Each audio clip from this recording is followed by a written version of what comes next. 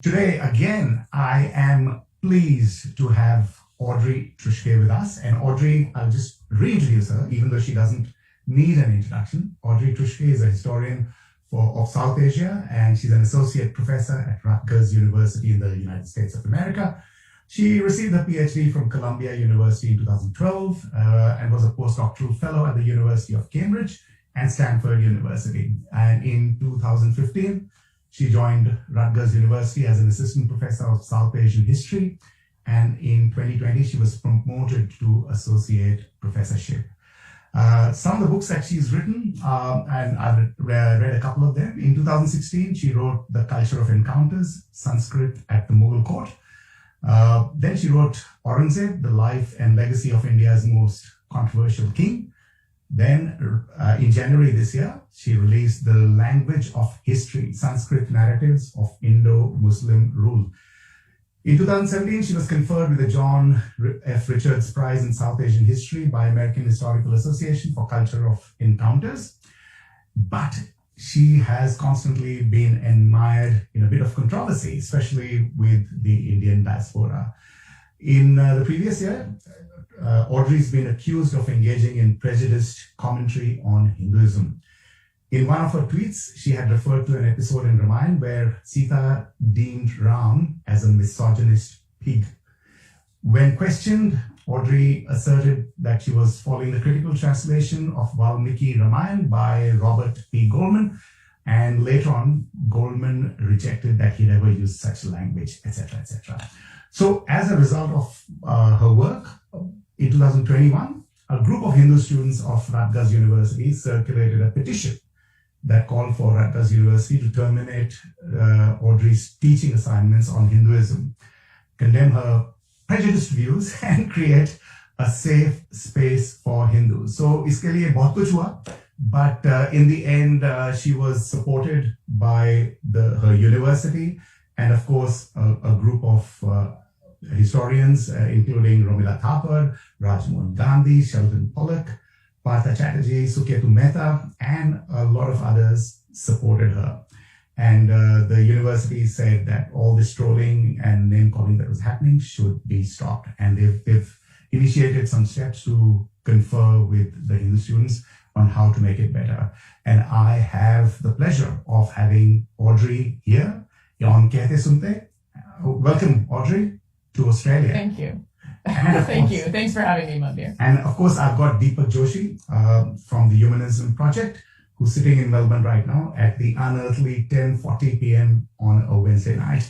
But this was the only way to get hold of Audrey because, Audrey, let me tell you something. When I pressed send to that you were coming and I was inviting questions, and I sent that message on WhatsApp, within 15 minutes, a friend of mine wrote back to me and said, Manbir, thank you very much for being a friend, but I am unfriending you.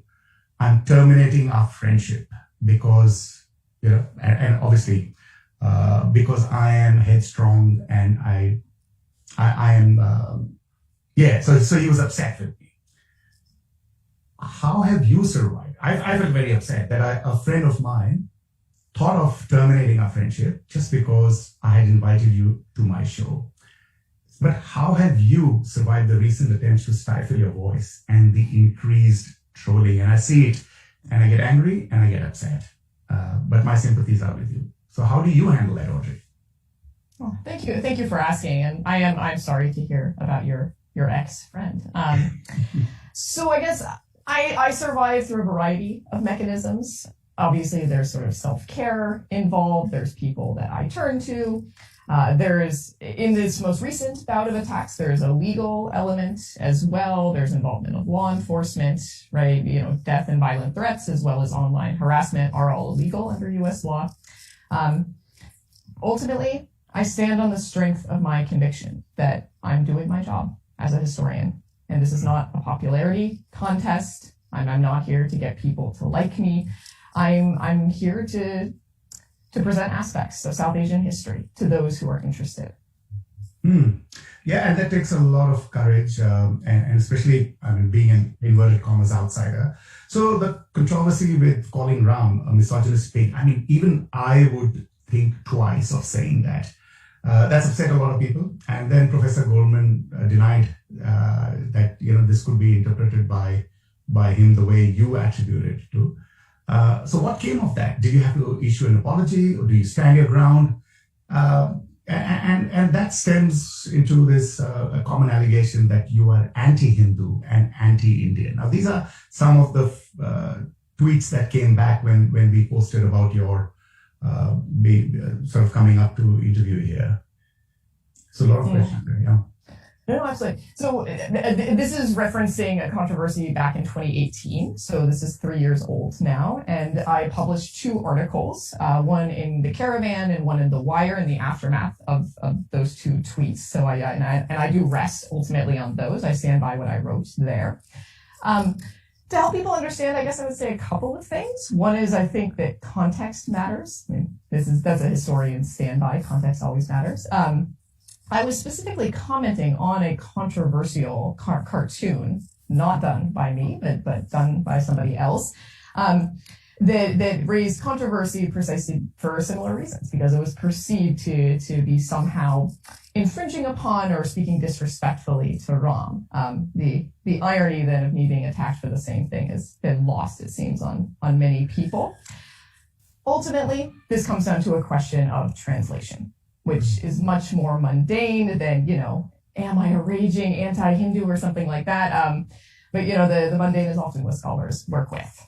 The passage in question from Valmiki's Ramayana has been long described by scholars as Sita accusing Rama of misogyny. Okay, and that term, that is straight out of Bob Goldman, right? You can check his introduction to volume 7 of Valmiki's Ramayana on that. The pig, that was me. Right, and that was a translator's choice. I was playing upon the well-worn English expression, at least in American English, of calling a misogynist man a chauvinist pig, subbing in misogynist for chauvinist. I think one thing I learned in that controversy is that that expression did not translate so well into Indian English, and for that, I feel that it was a failed translation. And in one of the articles, I say that the translation didn't work. You can accuse me of being a bad translator. You can accuse me, certainly, of irreverence. I've never offered reverence for any religious tradition as a scholar. But I do reject very strongly the idea that many people have had that they are seeing my voice in that. I have never issued an opinion on Ram, and I never will. That's not how I choose to engage with Hindu traditions. Yeah. So does that underline the fact that history should be written by the insiders, not the outsiders? I mean, if you're going to have, such basic issues of translating or transliterating, for that matter, and that gets misunderstood. I remember when Mrs. Gandhi was killed, I was with, this is in 1984, and I was with some people, and I said, oh, she was impregnated with bullets. And they spread a rumor that I said she was pregnant, and it just got, again, drawn out of proportion. I got into a lot of trouble for that. But does that emphasize the fact that history should be done by insiders because they understand the nuances, they understand the sensitivities, and that's a charge that a lot of people weigh against you, that you're an outsider. Why should we listen to your history? Honestly, the example you give me, Manbir, sounds more like an English issue, right? That reminds me of the cattle class controversy several years ago with Joshi, right? Which is, it's just, not knowing a certain kind of expression in a certain vein of English. Should it be done by insiders? So in terms of history, there are no insiders, right? When I'm talking about Valmiki's Ramayana, I'm talking about a text written more or less, give or take several hundred years, 2,000 years ago. There's no insider to that is in terms of it being a historical text. To me, relevant qualifications to comment on that would start with obviously knowing Sanskrit. So who's the insider, right? Now, in terms of religious traditions, things look different. There are insiders to religious traditions. And my line has always been, and my line remains. if you think that one has to be a practicing Hindu in order to comment on Hindu religious text, that is a perfectly valid insider perspective. You should stop listening to me. Just forget about me entirely, right? No one has to listen to me. You need to understand that in saying you have to be an insider, you are electing for a theological set of perspectives as opposed to a history of religions and academic set of perspectives. That is the prerogative of every insider, right? What's inappropriate is when you try to take that theological set of ideas and an insider set of prerogatives and try to write that over and co-opt and silence the voices of people in the academy. That's the problem. Yeah. I have a question, a related question to that. I mean, many of us who are not familiar with your background and your work would like to know about your journey, your early days, and how did you get to study South Asian history and then, Sanskrit and Persian? Yeah, it's a great question. I fell in love with the Hindu religious text, academically speaking. That's honestly how this started. I went to University of Chicago as an undergraduate. I was 18 years old. I couldn't have identified India on a map. I knew nothing about the region of South Asia. And I was majoring in religion. Religion is one of probably the most longstanding interests in my life. And I saw a class being taught on the Mahabharata. And I had no idea what that was or how to say it or anything, but I looked it up and I was like, okay, it's a Hindu text. I should know something about Hinduism if I'm going to major in religious studies. And I know zilch right now. So I took the class and I was blown away. I had never encountered these views of multiple divinities and how they interact on earth with people, concepts of dharma and duty, a story that's never complete, that's always fluid and changing. I was completely amazed and enthralled. And I was also very confused. There were aspects that I just didn't get at all. And I identified, I think correctly, that was my problem. Like, plenty of people understand and value this text in the world. And so essentially I wanted what they had. I wanted to understand. And I guess I'm still working on it 20 years later. Fantastic. I mean, I'm sure Deepak and I are guilty of not knowing Sanskrit. So you score more than one over us there. So I just want to know about this very exciting. I haven't read it because it's pretty hard to get here. The Language of History: Sanskrit Narratives of Indo-Muslim Rule, and you talk about that there were Sanskrit texts that sort of wrote the history around the time of the Mughals, and that the Hindu identity was a modern construction. I mean, we've heard of that it was a Persian Arabic term, Hindu, and it only appeared in Sanskrit in the 14th century. So tell us about some of those authors that wrote in Sanskrit during Mughal times, and what was were they paid by the Mughal kings, or were they freelancers, or what was their interest in writing Mughal history? Sure. So the book actually starts in the late 12th century. So I start with the beginning of Indo-Persian or Indo-Muslim rule. Basically with 1192, we have a Sanskrit text written in the 1190s about the Ghurid incursions into Chohan territory and the overthrow of the Chohans. And then I go into the early 18th century with the fracturing of the Mughal Empire. I cover about 36 Sanskrit texts, and they are written almost all over the subcontinent, literally from Kashmir down to Tamil Nadu, over to Gujarat, not over to Bengal. Bengal is the exception, and then I cover that in the conclusion of why I think that is. In terms of who's paying them, that really depended. By and large, with only one major notable exception, it was not the Indo-Persian or Indo-Muslim rulers themselves. The exception are the 15th century Raja Turanginis of Jonaraja and Srivara. Those were paid for by the Shahmiri kings in Kashmir, which is an odd situation to have Persian-speaking Muslim kings paying for official histories in Sanskrit, a language they probably couldn't understand or read. So that's an odd set of affairs.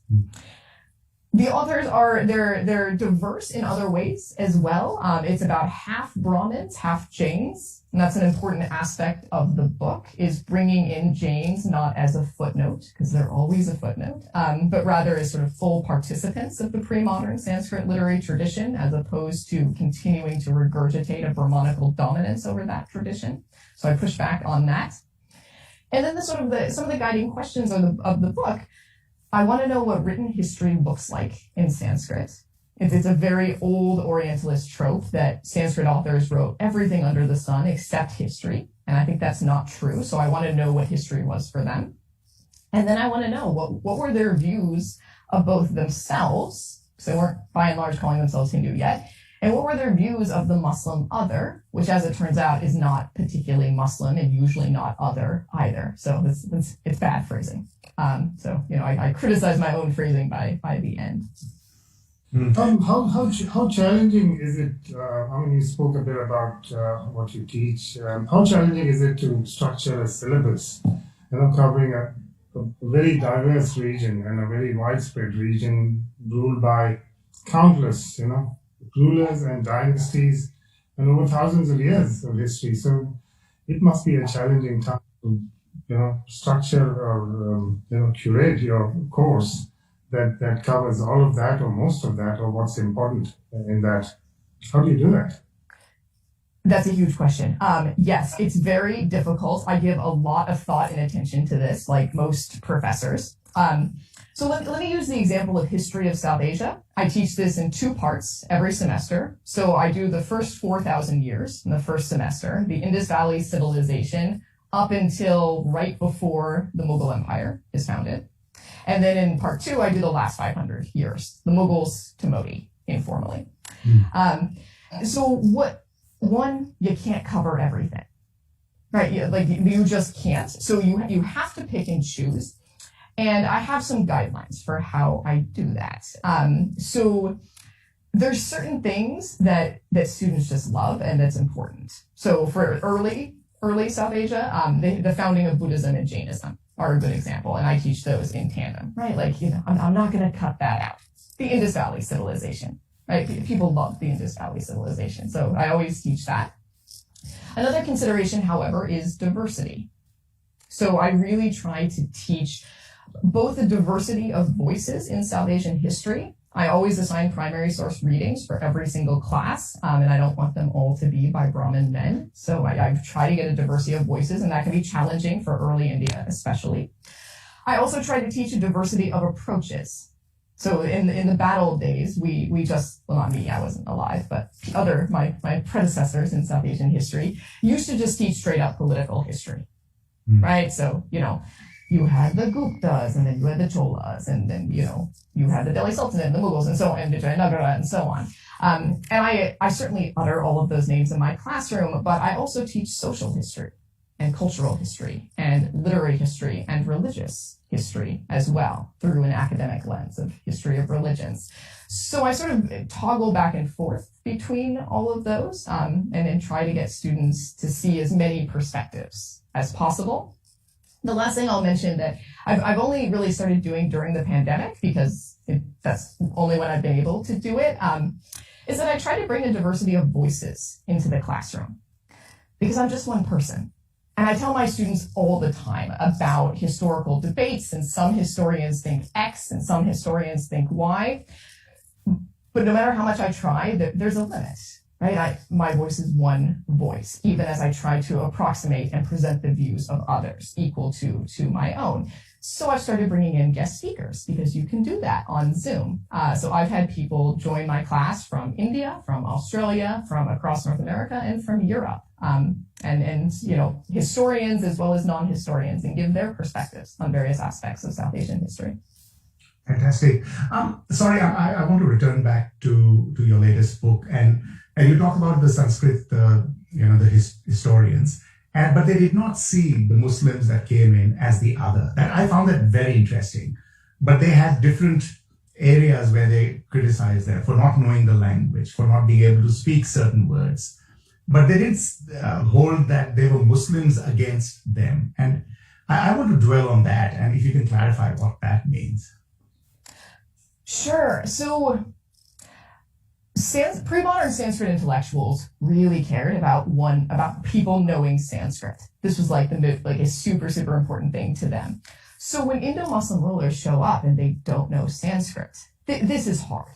You're a different religion. There are lots of people of different religions around. In South Asia, that's fine. But you don't know Sanskrit, that is a huge issue. And a recurrent theme throughout several of the texts is precisely that Persian speakers cannot say retroflex sounds correctly.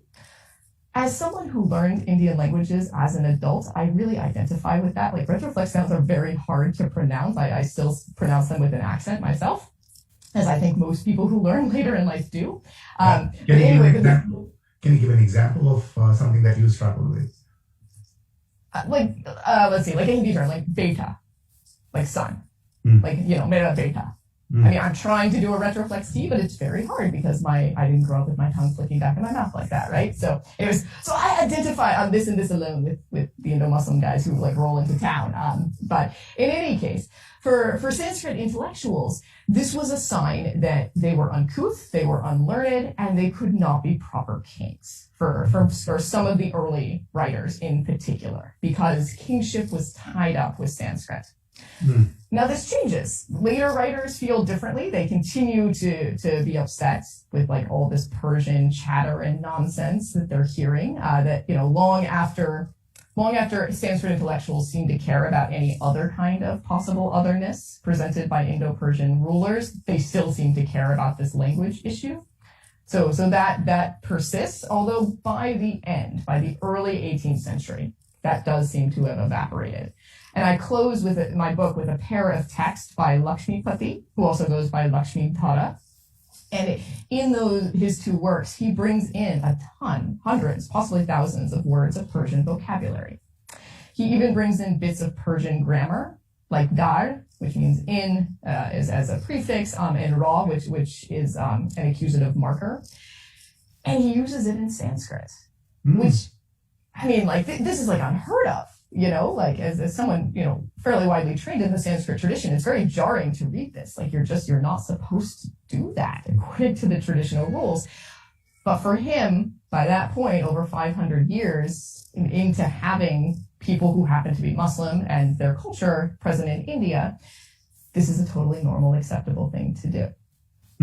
So in terms of religious practices, they did not see that these guys were different to their religious practices, or it wasn't held against them. I remember was it in Ashoka's time that they had a ministry for foreigners, and or around that time, and so were Indians more sort of forthcoming or accepting of foreigners and different cultures and different religious practices at that time than we are now?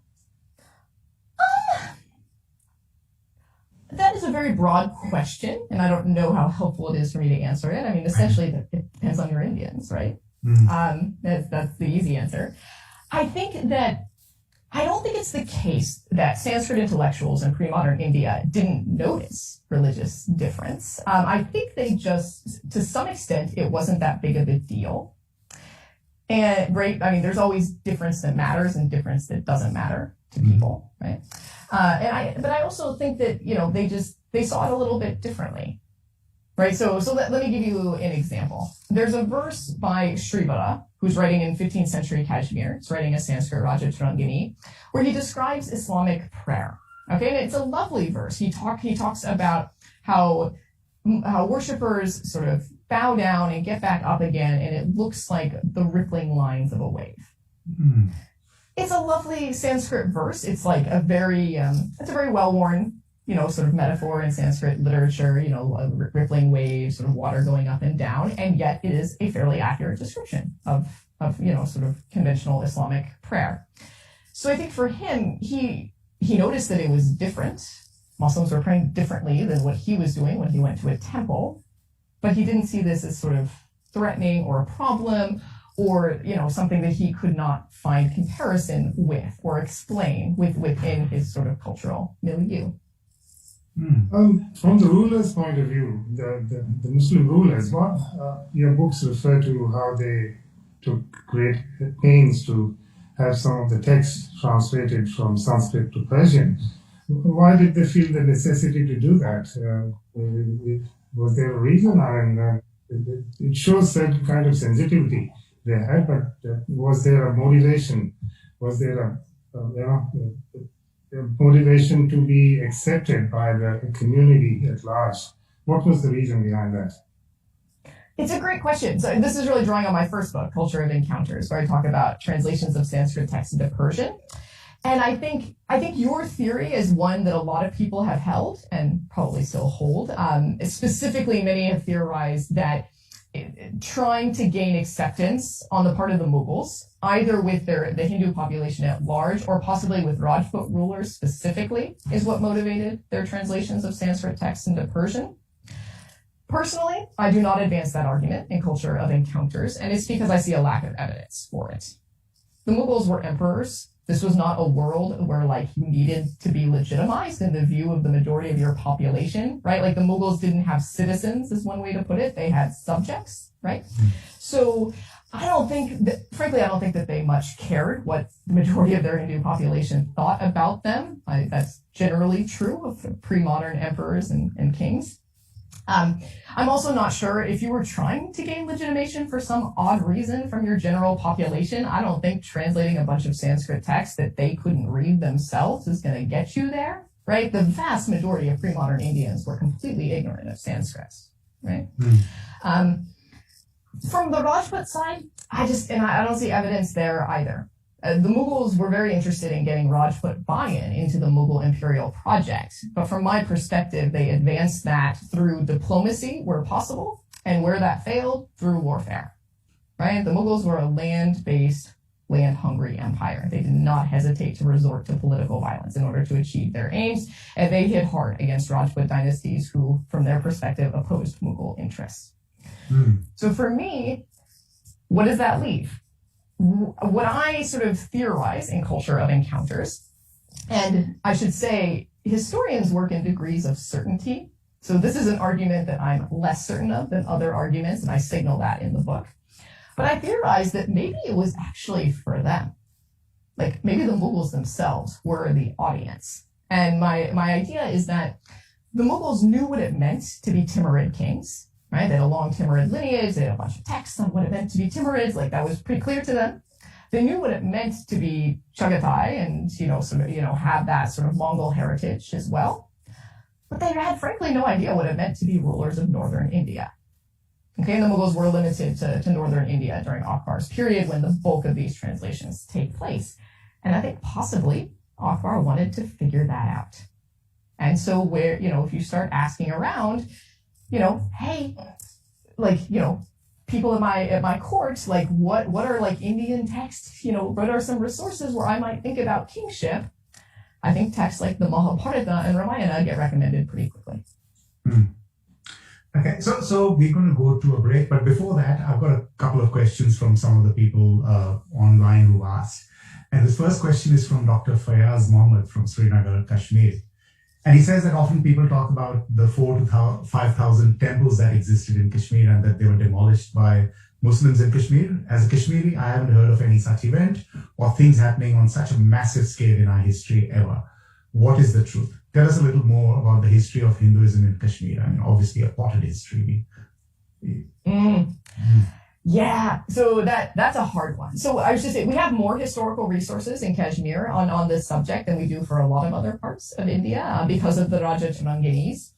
But as I often say to my students, just because somebody wrote it down hundreds of years ago doesn't mean it's true, right? So I always give my students the example, imagine 500 years from now, someone finds Donald Trump's tweets and reads those and just thinks that they're true. Do you think they would accurately understand, 2016 to 2020 U.S. history? I don't think so.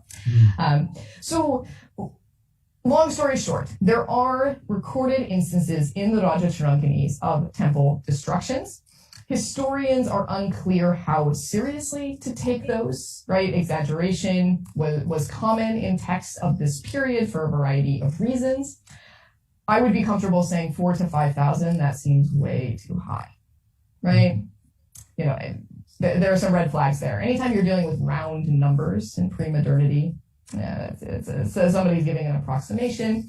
At the end of the day, though, historians work with positivist evidence, not negative evidence. So the onus is not on me to disprove. The onus would be on anyone claiming that number to begin to prove it through sustained, serious academic work. And I think that can't be done. which is why claims like that usually appear on social media or on WhatsApp and are accompanied by screaming if you fight back. So he's also talking about the history of Hinduism in Kashmir and how powerful it was, and how widespread, etc. Yeah, I mean, getting at sort of demographics on the ground, like if you want to know what percentage of Kashmiris were Hindus at a particular point in history, I've got nothing for you on that. I would say my own work for my recent book on 15th century Kashmir, and working on Jonaraja and Srivada's Raja Churandinis, one thing that showed to me was that those authors particularly, they're not interested in Hinduism as we conceive of it as a broad-based religious tradition. They're interested in Brahmanical privilege, right? Like Brahmins are who they care about. They're not interested in a sort of broad-based Hinduism, which is not a criticism of them in any way, shape, or form. It's just an unvarnished and accurate representation of what they cared about. And whereas today, that strikes people as, problematic or, negative in some way, Jonaraja and Srivara were unapologetic about this. Like, they were Brahmins, they wanted Brahmanical privilege, and any challenge or threat to that. That's what they were sort of laser focused on. Okay, all right. So we're going to have a quick break, and we'll be back after this.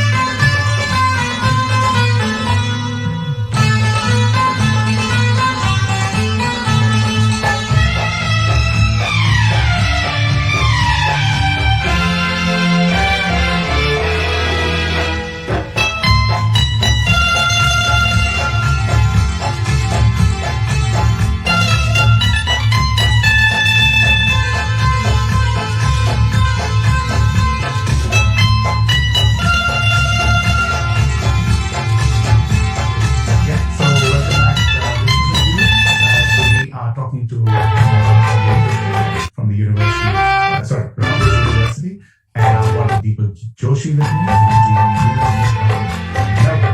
and we've been talking to her about, of course, many vexed questions, and I was taking some questions from the field, so some people from far and wide have asked questions. So, Audrey, second question comes from Shashi Chauhan, and of course, he's talking about how you've tried to whitewash Aurangzeb's cruelty, etc. So some of the things that you normally get blamed for. But he's saying, what was the reason for the gruesome killing of Sambhaji Maharaj by Aurangzeb? If he was such a kind person, so what was the reason that the gruesome killing of Sambhaji Maharaj? Now, I'm at sea with this one.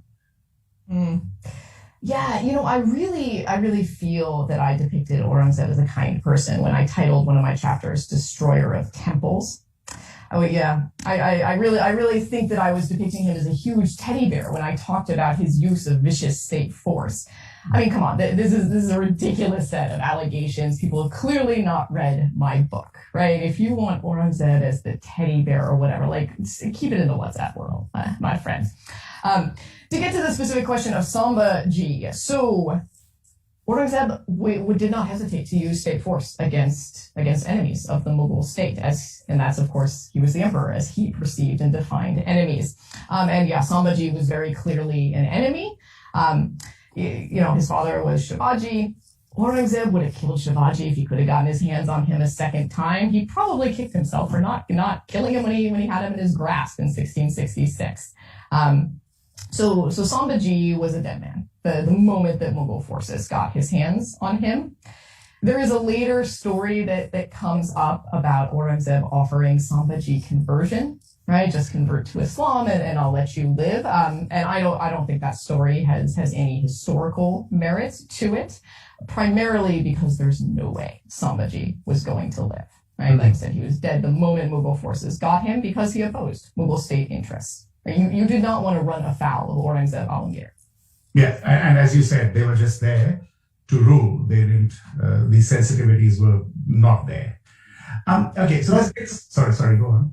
I had a question about Aurangzeb since we're talking about it. I think in your book, you have alluded that Aurangzeb was maligned more than he should have been, and his legacy needs to be reassessed. But why this bias against Aurangzeb?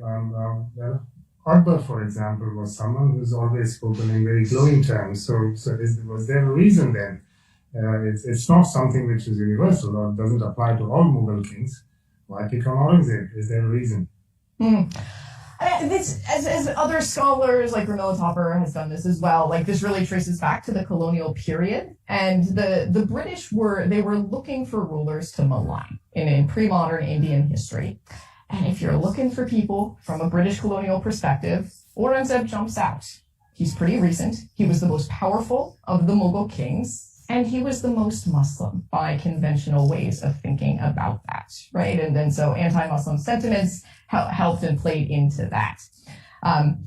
The British maligned other pre-modern Indian rulers as well. It was not limited to Aurangzeb. He just became a sort of particular kind of poster boy for this sort of stuff. And then that has continued and then filtered on. And the same sorts of maligning that served the British pretty well in colonial India serves Hindu nationalists well today for slightly different reasons. So I think that's why it continues now. Right. So this next question is from Sangram Gaikwad in Pune, and he's presently reading your language of history, Sanskrit narratives, and he thinks that's fascinating, and that you write in a clear and courageous way. And he's got a question for you, and he says that it's said by many that the concept of Hindu-Muslim composite culture in India is a result of formation of distinct categories of Hindu and Muslim in modern period. Has the idea or concept of Hindu-Muslim composite culture been dealt with by any of the pre-modern Sanskrit texts? That's an intriguing question. I wouldn't use that terminology, right? So to posit a composite culture, as I think the questioner recognizes, you have to posit the existence of two separate cultures at the outset that somehow came together. So I might quibble with the vocabulary. But do any of them address that? Certainly the last guy I mentioned already, this Lakshmi Pati, I mean, he's bringing together sort of Sanskrit and Persian in interesting ways. He also has this interesting section where he talks about going on pilgrimage to Benares and how that's like a pilgrimage that Hindus do, and it's just like Muslims go to Mecca. He goes so far as to say that there's like, just like we have the footprints of Vishnu in Benares, so too are there footprints of Vishnu in Mecca. So he takes that pretty far. So I guess that's one example I would point to. I would note that there are other ways of that different writers parse this as well. So a sort of counterpoint might be someone like Ganga Devi, who's writing in the late 14th century in Tamil Nadu in the Vijayanagara Empire. And for her, she's talking about the Madurai Sultanate, which was an independent Muslim-led kingdom, lasted almost 40 years, based in Madurai in southern India. And for her, like, there's nothing Muslim about them. Like, if it wasn't called a sultanate, I honestly would probably have no idea she was talking about Muslims, with the exception of a couple of like very small things. So for her, I don't know that there's composite culture so much as just like warm and welcome embrace within a more Sanskrit-based way of seeing the world. Okay. So this next question is sort of, it beats me because I'm a layman, but this is from a person called Amitabh Joshi. And he's talking about on page 173 of the language of history, you mentioned that Padmasagra used Mudgal for Mughal in addition to Melcha. And he says he's curious how Mudgal came to be a synonym for Mughal, given that it's the early name of a well-known rishi, and he was born a Kshatriya and recognized as a Brahmin. And he's also apparently an ancestor of Drupad, the character in the Mahabharata. It is also a small town in Karnataka. So, And he wants to know about your sharing any insights or even speculations about how Mudgal became a synonym for Mughals. So this question, this renews my faith in humanity. It really does. So thank you to Amitabh. I really appreciate that sort of close reading. Like that's what we scholars work for years on and write so carefully is for readers like you. So thank you. So honestly, I hadn't thought of that. That's the honest answer. I had not thought of that connection, and I wish that I had, because I think of it elsewhere in the book. I talk about the word musula, okay, which there's another version. It's musula and then mausula, and this appears in Kashmiri Sanskrit text, and it's a sort of Sanskrit version of Musalman, right? So it's kind of the earliest Sanskrit, one of the early Sanskrit terms for Muslim. But musula is also the name of an obscure Pashupata sect, known as early as the 11th century in Kashmir. Okay. And basically, I was never able to ascertain if there was supposed to be a connection there. Okay. Like, Musula is not exactly Musalman, like you could have put that a different way, just like Mudgala is not exactly Mughal, like you could have dropped the D. So, I mean, similarly, is there supposed to be an echo there of older usages? That's a question. Two, if there is there supposed to be carryover content?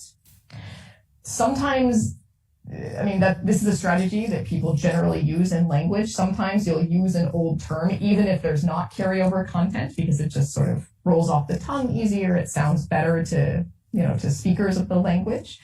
And honestly, I don't know. But I think it's a really intriguing idea, and I thank you for the suggestion. Yeah, maybe something for your next book, maybe. So this next question comes from Madhav Tiwari, and he's saying for many Indians, exists a dilemma that if we are defining the British colonial rule as a period of slavery, then why are we not doing the same with the Mughals, who also for them were outsiders, invaders, and had a different religion, and they favored Persian culture and spoke a foreign language. And he thinks that Hindutva is a result of not being able to address this problem. So my question is, based on history, what can be the Indian national imagination that can address this problem? This is Madhav Tiwari from Jaipur in Rajasthan. So at the outset, I would question that narrative of where Hindutva comes from. I mean, Hindutva is a version of fascism, right? This is a modern story. I don't think this has to do with anyone's inability to address history properly. So the easy answer is that there are huge differences between British colonialism and what the Mughals were doing. Okay, British colonialism, it was colonialism. The Mughals were not colonialists. They were conquerors, right, in terms of being a land-based empire. But the Mughals were operating in pre-modernity or early modernity, depending on how you periodize things. They never left. Okay, they weren't taking resources out of India and like sending them away to some faraway lands. They weren't changing fundamentally the nature of wealth. They weren't extracting people and things. That's what the British were doing during the colonial period. So they're not commensurate. You can't compare them so easily in that sense. Whether you really want to describe British colonialism as slavery, that's an oversimplification, right? There are a lot of horrific aspects of British colonialism. Trust me, like the British have no defenders in their colonial enterprises except themselves anymore. But slavery that erases the some of the complexities of that period. The last thing I would say is I would urge people to check your biases on this. So the Mughals practiced a different religion. Really?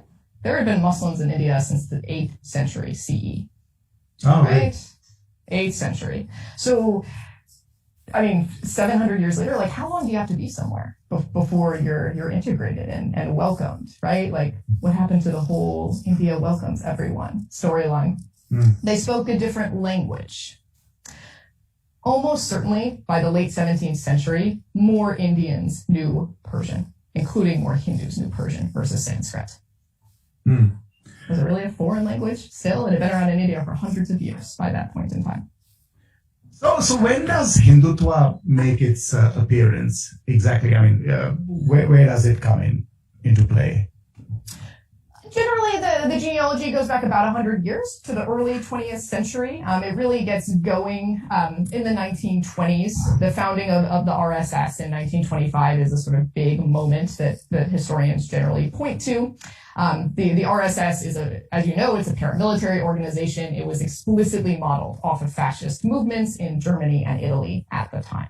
And that legacy, it was seen until pretty recently in the dress code for the RSS, right? The black cap and the khaki shorts and all of that. And it's still seen in the salute, right? That the salute looks Nazi-esque is not an accident.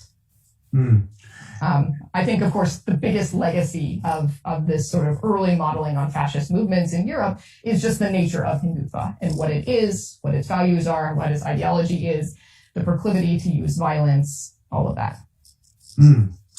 Okay. Deepak, you got something that you... Yes, I want to go back to your teaching work, Audrey.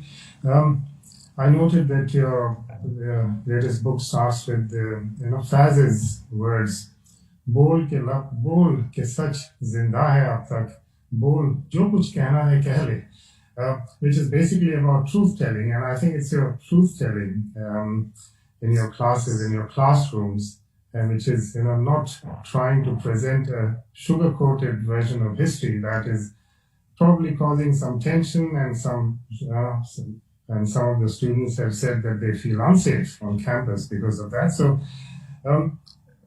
does that cause tension between you and your actual students, your South Asian, especially Hindu students? And if that happens, how do you deal with any conflicts that may arise as a result of that? It's a great question.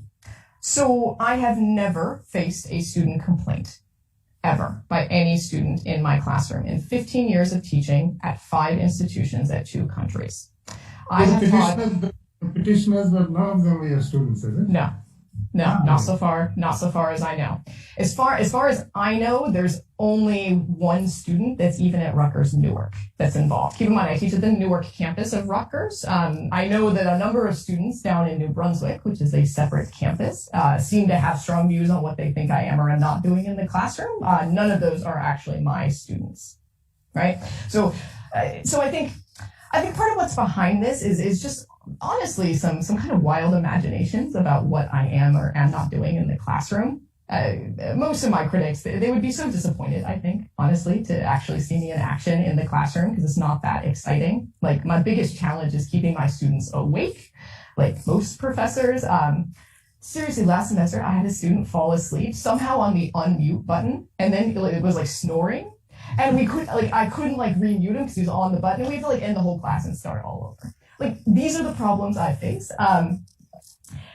Like I said, I've never had a student complaint. I strive to create a very safe as well as an intellectually challenging environment for my students. And this is something I've thought a lot about, especially because I teach a notably diverse group of students. And that has to do with both what I teach and also the demographics of Rutgers Newark.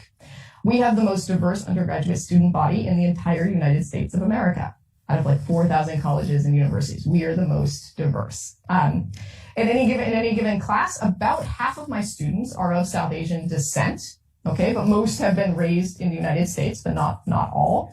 And then the other half are sort of of ancestry and background of all over the place. And that's challenging, because I have students who actually know a certain amount about South Asian history, and then I have students who have never heard the word Pakistan before.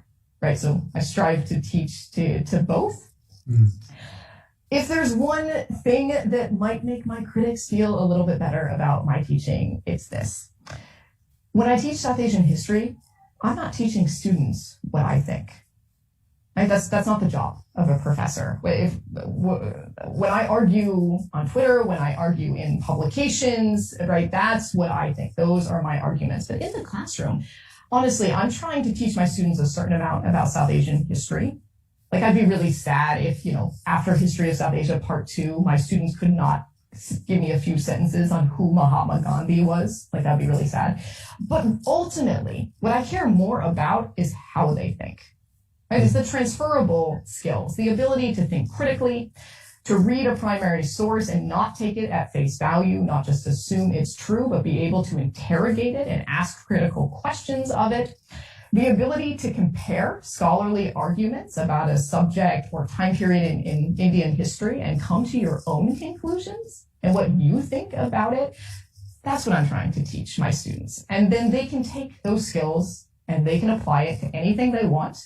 And some of my students will never think of South Asian history again once they leave my classroom. I know that. That's sad, but okay. And ultimately, if they want to think about South Asian history, I'm thrilled. I'm super happy. But they do the thinking. Right? I do my own thinking. I don't think for them. That's not, I don't not to do that. So, sorry, Deepak. So with this, just on that, I was going to ask you. Typically, a student of my background, I mean, they may not complain, but have they ever expressed that what you teach about or how you talk about characters of Mahabharata or about Ram is different, or from the way it's been taught to them as children? Oh, sure. Oh, absolutely.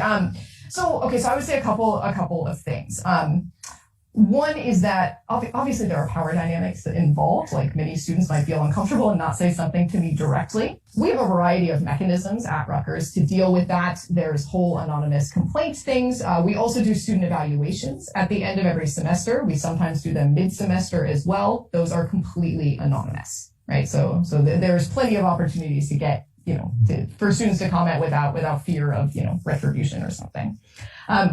Another thing to note, so specifically on the epics, this is a great example. I have students in History of South Asia Part 1. I always have them read excerpts from the Ramayana. I can't have them read the whole thing because it takes too much time, and we have to get through 4,000 years. And I preface it with a whole discussion of, look, some of you have no idea what's going on and you're having trouble pronouncing the names, and we'll deal with that. But for some of you, you've heard some of these stories before, and maybe you've heard them in a different way. And I distinguish very clearly sort of faith-based ways of thinking about this from historical ways of thinking about this. From my perspective, I think that college for many people is a time where they're exposed to different views and different perspectives, and many students relish that. Okay, and my students, they're not snowflakes. Okay, they don't need to be coddled. They're fine. That said, I also think that students should come to challenges and approach those on their own terms, not on my terms. So I always offer students a way out. So when I teach Ramayana, I say, look, if you know different versions of the story and you don't want to know other versions, and for you, Ram being a god as well as a man who walked the earth at a particular point in time in history, believe that. Don't let a historian infringe on your faith and beliefs. Also, understand that I am limited in what I can say about this text because I'm speaking as a historian. And I'm clear, you have to think as a historian in order to pass my final exam. But beyond that narrow framework, you want to think about the Ramayana in a different faith-based way, please go for it. No one's a historian all the time. I don't think is a historian all the time either, but I do so within the confines of the classroom. So with this petition, Audrey, so you said there were no students part of that. Were there any recognized historians who signed that petition against you? Not as far as I know. I would note, no one, the petition, it's all alleged signatures. They've never released the list of names. I would say, given that this has been pushed by an anonymous Twitter handle, I don't know who's behind that handle. I'm confident that they're not at Rutgers because they keep being unaware of the developments internal to the university. That combined with a lack of transparency on who signed this, I would say this is very much a sort of trust but verify situation. So your subject does it, and it's an obvious one. So anybody these days can become a historian. I pick up 20 pages from WhatsApp and I know things. Right or wrong is different. But I've understood. So I can stand there and wax eloquent about the Mughals, for instance, because I'm not, what I'm saying is not going to be peer tested for that matter. If it's about sociology, I can do the same. But if it's something like engineering, how to build a bridge, I can't just go there and talk nonsense. But there's, you can. I just wouldn't cross your bridge. That's right. But yeah, so with the democratization of knowledge, and the internet, I think, is to blame for that.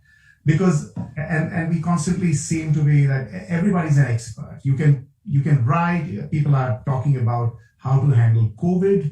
There are experts on that.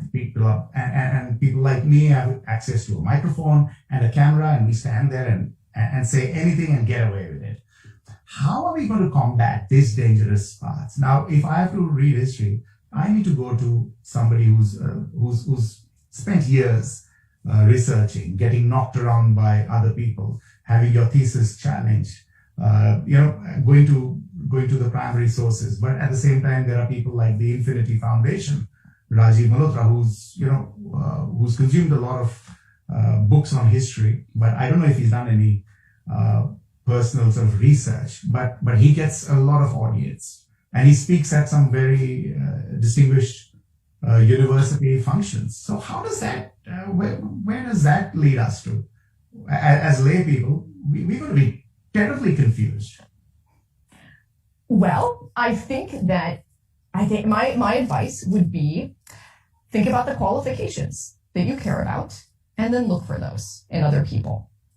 So if what you care about is hearing about aspects of Sanskrit literary culture and Indian history from somebody who is of South Asian descent, who is a man, who comes from a certain kind of background, and you really don't care about training or whether he knows Sanskrit, feel free to listen to Rajiv Malhotra talk about, Sanskrit untranslatables. It's all untranslatable to him. He's never studied the language. For me, that's not what I care about. I care about language training. I care about one's ability to read primary sources. I care about one's ability to read and parse secondary sources. I care about good faith intentions, right? And I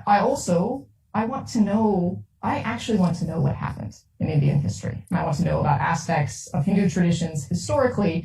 I do not want to create a narrative that leads into my sort of modern preferences on politics, right? So I think essentially it's up to every woman and man to choose. Choose for yourself what you care about. And if you choose a set of qualifications that, disqualifies me, you really want to learn about Hinduism from a practicing Hindu, that's fine. You just have to recognize that you're learning about it in a non-academic way. Which is, again, that's fine. That's totally respectable. You just have to understand that people like me are going to be out there doing something a little bit different. While we were talking, I got a question. So I'm just going to ask you this. And you talk about the Sanskrit text and how the Muslims are not seen as outsiders. When did we start seeing them as outsider and this rift started happening? That Hindus and Muslims can't get along. When did that rift, is there a period in time? Sure. So I would say it's not that there's no Sanskrit view of Muslims as outsiders. Right? I mean, there are individual texts. Jayanaca from the late 12th century is a good example. Like for him, the Ghurids are irremediably other.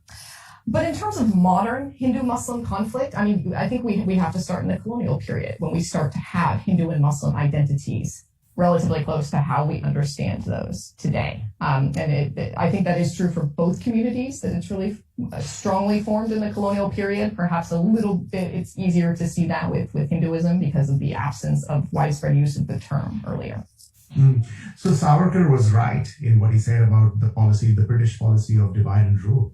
You seem to be echoing that they sort of changed the way we look at Aurangzeb, and they changed a lot of perspectives and sort of divided that rift quite strongly. I don't think you're ever going to get me to say Savarkar was right, but yes, the British divided and conquered.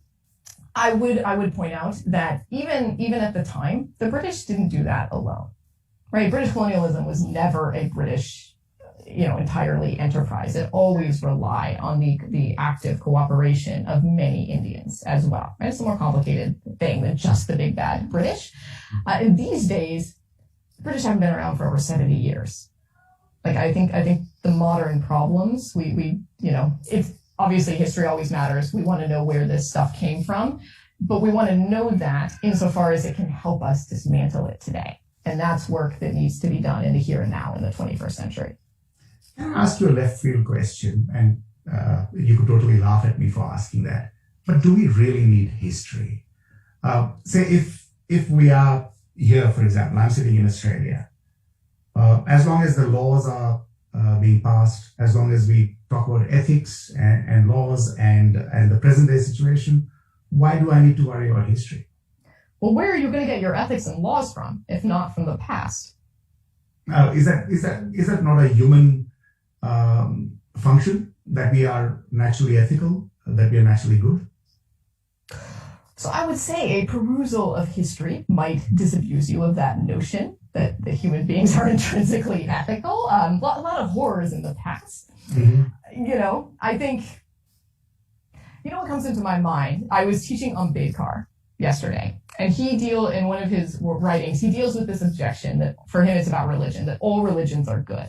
Right? That's the objection. And Manbir's answer, he says, sure, all religions are good, but it matters how you define good.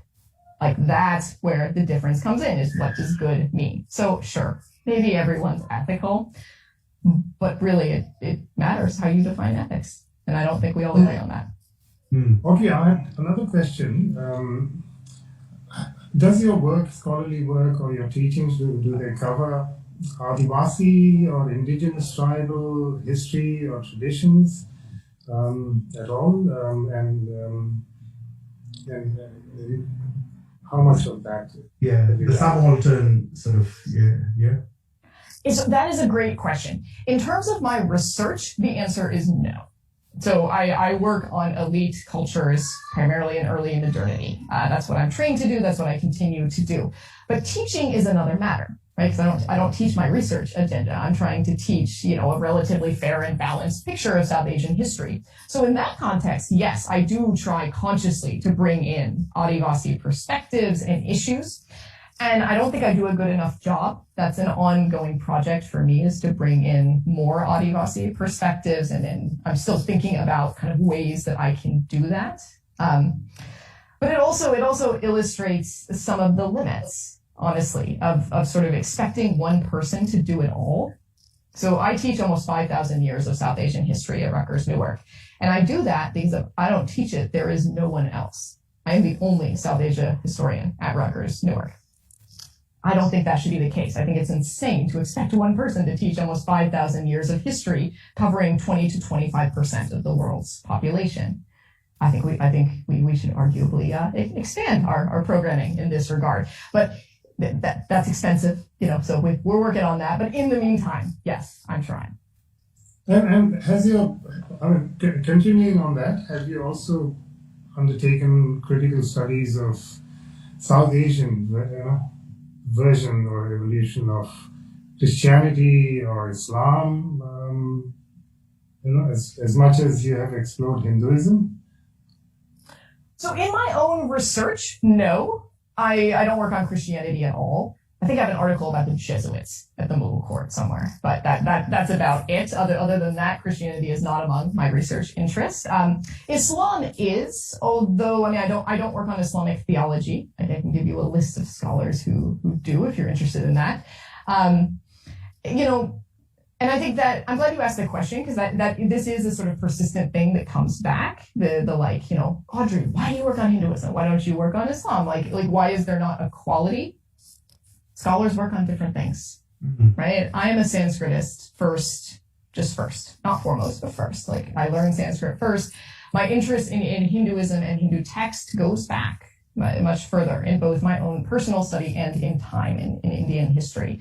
And so if the accusation, but not by you, but by some, is that that's a sort of disproportionate influence in my scholarship, a focus within my scholarship, that's accurate, right? But scholars work on what they work on. I had, I was talking to somebody who sort of, again, objected to inviting you here. And he said, India is the only country where our histories can be sort of interpreted by anybody. This doesn't happen across the world. the British. That's ridiculous. Yeah. So can you explain that? Because his idea was that anybody walks into India and then they sort of become experts just by doing that and telling us what India was, while we should be learning about Indian history from, again, the insiders. But is there any? I'm sure there's no sort of merit in that, but can you explain that? No, absolutely. So I guess I would say two things. One, personally, I would distinguish me from there are people not of Indian descent who just walk into India and start writing, more popular books about it without knowing languages and things like that. That's a thing that exists. That's not me. Like, I trained for many, many years, and you don't have to think that that's valuable, but I do think it sets me apart from more popular writers on India. The second thing I would say is that this idea is just completely false, right?